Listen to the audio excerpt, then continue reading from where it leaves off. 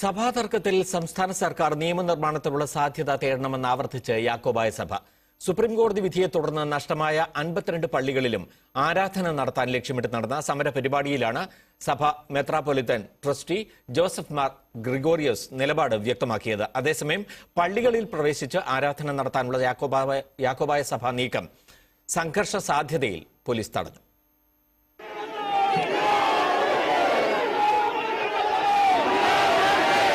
ഏറെ വൈകാരികമായി പ്രതികരിച്ചാണ് മുളന്തുരുത്തി പള്ളിക്ക് മുന്നിൽ വിശ്വാസികൾ ഒത്തുചേർന്നത്.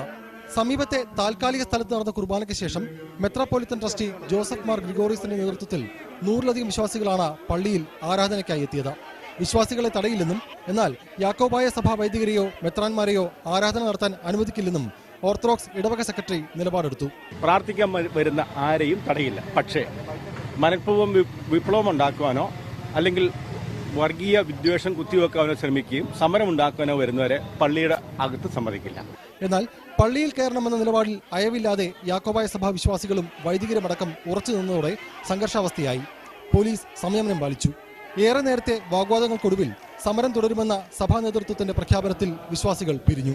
പള്ളികൾ പിടിച്ചെടുക്കുന്നത് തടയാൻ നിയമനിർമ്മാണം ആവശ്യപ്പെട്ടുള്ള അവകാശ സംരക്ഷണ യാത്രയ്ക്ക് ശേഷം സെക്രട്ടേറിയറ്റ് പടിക്കൽ സമരം ചെയ്യും. ഒരു ക്രമസമാധാന പ്രശ്നം ഉണ്ടാക്കാതിരിക്കാനും തുടർന്നുമുള്ള സത്യാഗ്രഹ സമര പരിപാടികൾക്ക് മറിച്ചൊരു ചിന്ത ഉണ്ടാകാതിരിക്കാനും ലക്ഷ്യത്തിലേക്ക് എത്തിച്ചേരുവാനും ഇതൊരു ആരംഭം മാത്രമാണ്.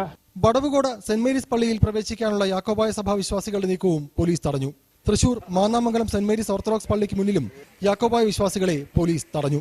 പള്ളിക്കകത്ത് പ്രവേശിപ്പിക്കാനാകില്ലെന്ന് പോലീസ് അറിയിച്ചതോടെ വിശ്വാസികൾ മടങ്ങി. News bureaus, Manorama news.